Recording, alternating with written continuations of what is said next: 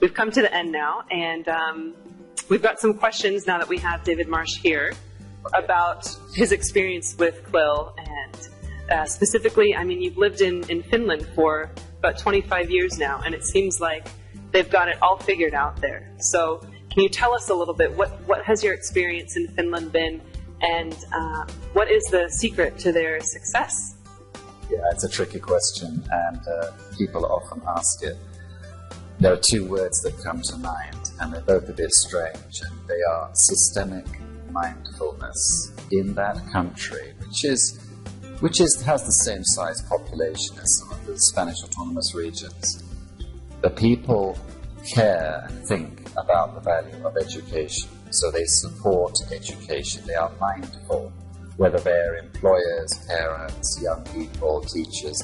There's a mindfulness, and that does not always happen in other countries. So I think that's one reason the system is healthy.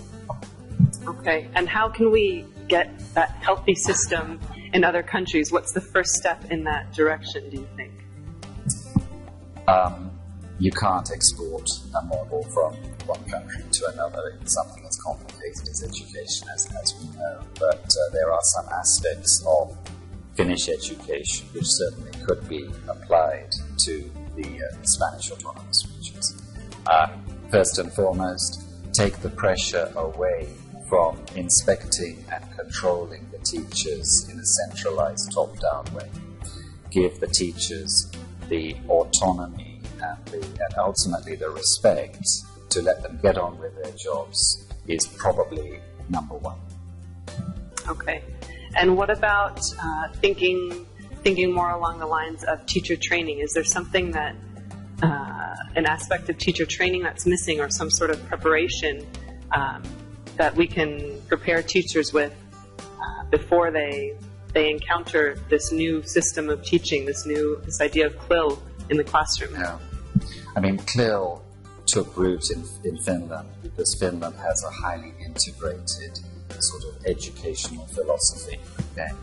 And it has a long tradition of looking at the learning outcomes in terms of the can-do. What can these young people do with what they've learned? The problem with teacher training, in my view, is that in-service teacher training rarely really makes an impact.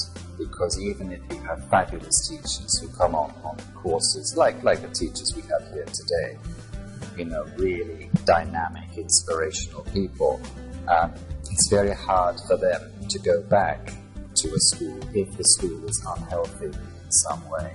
So to me, the best way to do teacher training is not to take individuals from different schools and bring them together. It's to actually go into the school and transform a school. And that means, well, in Finland, what would happen would be, it would mean training in distributive leadership, so that the whole leadership structure is changed in some way. So it's school-based transformation, I think, is the best way to go forward.